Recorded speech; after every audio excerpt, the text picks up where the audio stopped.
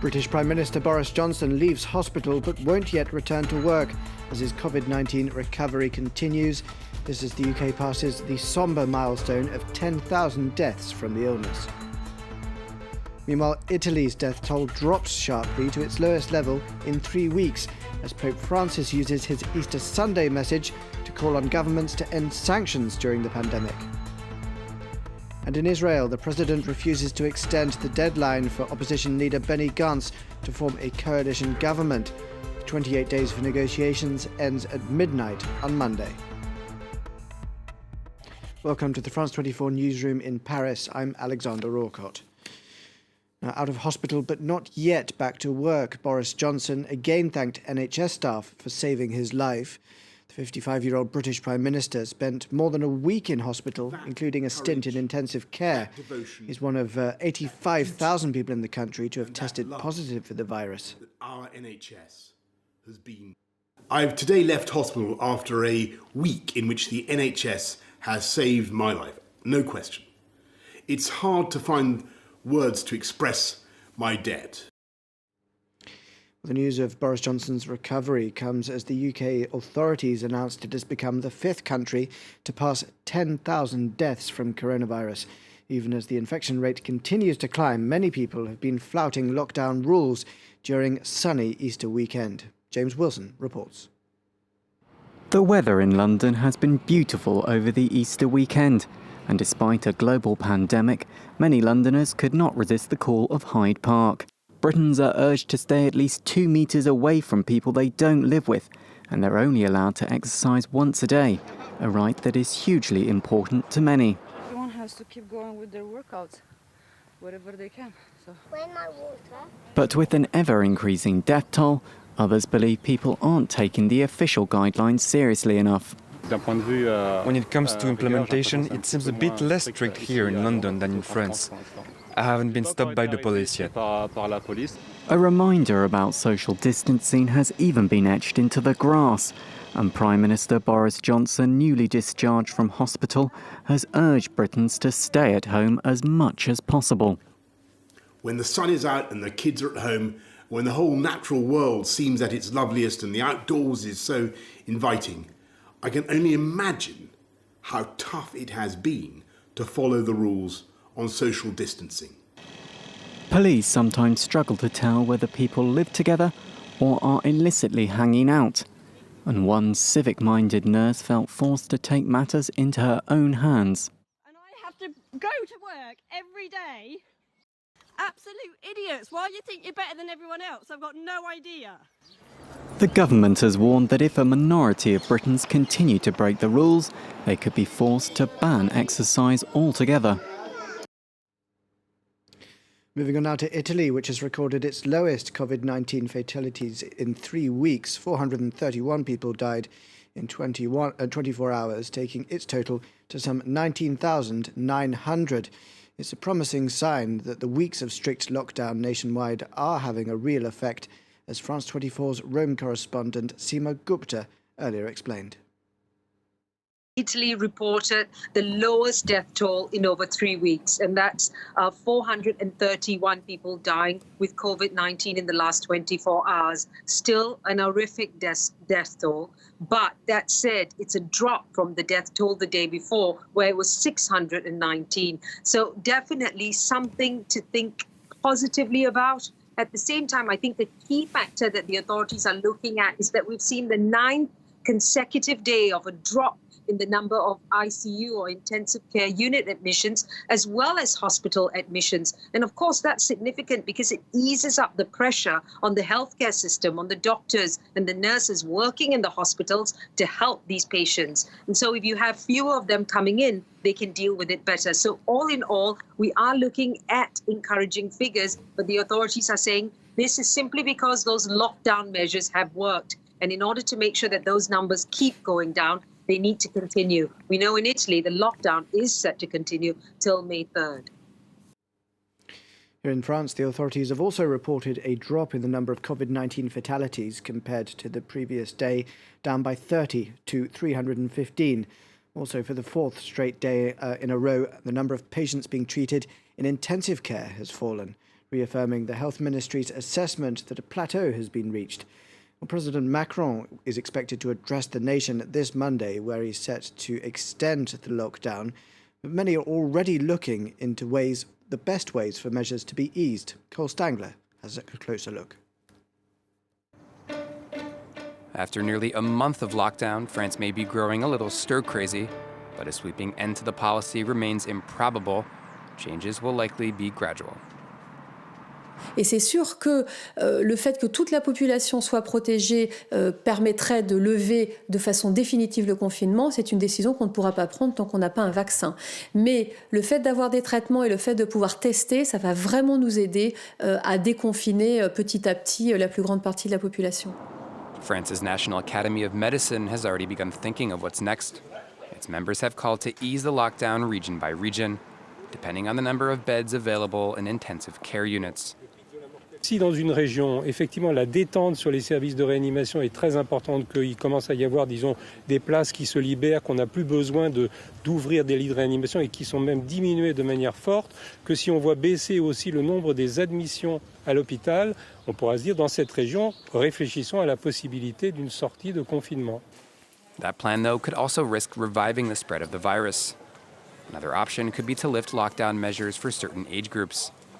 This health expert has created a model in which the vulnerable and those over the age of 65 would stay at home 3 to 4 months longer than the rest of the population, while so-called herd immunity builds. Another move could be to impose lockdowns on a rolling basis, while ensuring hospitals don't become overloaded. All of them, though, are stopgap measures, buying time until the discovery of a vaccine. Turkey's interior minister has offered to resign over the country's coronavirus response after he came under fierce criticism this weekend. But the resignation has now been refused by the president, who said Süleyman Soylu will continue to carry out his functions. Well, to get to the bottom of this, we're now joined live by France 24's correspondent in Ankara, Jasper Mortimer. Jasper, what's caused these latest events? Well, Süleyman Soylu told the country on Friday night that a curfew would be imposed at midnight for 2 days in 31 towns and cities. Now, this was an hour, maybe 2 hours before supermarkets closed. So you had thousands of people rushing into the streets for last-minute shopping. And many of them were not wearing masks. They did not keep 2 meters distance from each other. It was panic buying to stock up before the weekend curfew. So because he imposed the curfew at such short notice, many people broke the rules, and opposition parties and the National Science Board criticized him for this. And to Soylu's credit, he accepted the criticism in an interview with the press. What makes this event special is that ministerial resignations are very rare in Turkey. You know, in France or Britain, you have at least one of them a year. It's not like that in Turkey. In Turkey, the attitude is stand fast. Resignation shows government failure. Therefore, don't resign. And you can see that stand fast mentality in Erdogan's refusing to accept the resignation.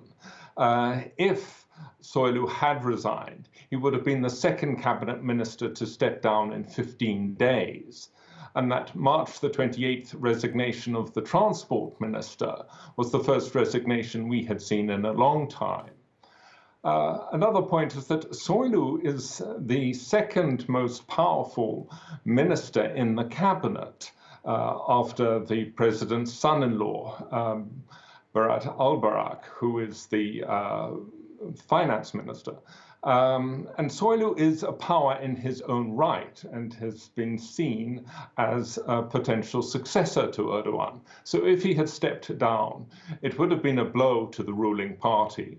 However, Soylu is also an arch champion of Erdogan's crackdown on dissenters, on opposition parties, on the Kurds, and so on. So if he had stepped down, Turkish liberals would have been happy to see the back of him. Thank you very much, Jasper Mortimer, our correspondent in Ankara, for that analysis. Now, while the coronavirus pandemic hasn't yet hit Africa to the extent it has elsewhere, the expectation is that it may be just a matter of time. The virus has so far been found in 52 of the continent's 54 nations, and various governments have been putting their own measures in place. Luke Schrago takes a closer look. Confusion across Monrovia. This was the start to Liberia's 3-week coronavirus lockdown on Saturday, announced earlier in the week by President George Weah.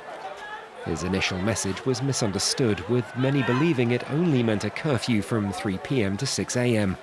And as police sought to get people off the streets, concern spread even further over how people would buy supplies in a nation where half the population is below the poverty line and a huge majority live from hand to mouth. So if today you tell them that tomorrow will be state of emergency, that everyone should stay in and quarantine themselves, then how you expect them to be fed? You know what's going to kill many people? Corona is not going to kill many people. It's the hunger that will kill many Liberians. Liberia's already been hit by one viral outbreak, the 2014 to 2016 West Africa Ebola crisis, which left over 4,800 dead. That disease reared its head elsewhere in Africa more recently, with the Democratic Republic of Congo fighting an outbreak in its east for the last 18 months. It was supposed to have been declared over at the end of the weekend, but a new death from Ebola adding to over 2,200 means the country will now have to fight on 2 fronts. Le monde vraiment est inquiet d'apprendre surtout cette deuxième maladie, le corona, puisque l'Ebola nous avons perdu beaucoup de gens, on a eu beaucoup de morts, alors qu'on a encore appris le corona. Alors tout le monde a peur. Tout le monde vraiment a peur. There may be one saving grace. Africa's had longer to prepare to confront the coronavirus, and many of the measures in use to fight Ebola will help a great deal. However, the continent's infrastructure is still poorly lacking. The DR Congo has just 65 ventilators, all in capital Kinshasa, for a country of over 80 million people. After 4 days of marathon talks, the OPEC group of oil-producing nations have agreed to cut output by 10% globally to help rebound prices that have fallen off a cliff during the coronavirus pandemic. Measures to slow the spread of coronavirus have destroyed demand for fuel, just at a time when a push for market share between Russia and Saudi Arabia had flooded supplies of petroleum. This is the biggest cut to oil supplies ever, and the countries will keep reducing curbs on production for 2 years from this April. Israel's president has denied Benny Gantz's request for more time to try to form a government. Gantz had been negotiating an alliance with Benjamin Netanyahu following last month's election, the third in the space of a year that was inconclusive. The leader of the Blue and White Party, Gantz, had been given 28 days until midnight on Monday to form a coalition, but the president says the current coronavirus crisis will not allow for an extension. James Fassina has more. It's a formal no from the president. Benny Gantz's hopes of breaking a year of political deadlock are fading away after being denied more time for talks. The 28-day negotiation timeframe has yet to lead to a coalition, a failure that may favour his rival, current Prime Minister Benjamin Netanyahu. He saw Benny Gantz shatter his own coalition to come and join Netanyahu. That's what Benny Gantz agreed to. And now he realises that he's in a very, very weak bargaining position, that he cannot form a government. He has a much smaller party, and that the mandate may be passed to Benjamin Netanyahu or to the parliament. It's not clear which. But there is now a legal action to try and force the president to give the mandate to Benjamin Netanyahu. Benny Gantz has been tasked with forming a coalition with the current Prime Minister following the outcome of the country's third general election in a year. Citing the current sanitary crisis, the centrist leader of the Blue and White Party went back on a campaign promise not to serve in a government with Netanyahu's right-wing Likud party, much to the dismay of many supporters. Due to coronavirus, these are special times which require uncommon decisions. Therefore, I intend to promote in any possible way the formation of a national emergency government. If no unity is reached by midnight on Monday, President Rivlin will ask the Knesset to nominate a new candidate. Netanyahu's party currently holds 59 of the parliament's 120 seats. Thanks for watching. Stay home and stay tuned to France 24.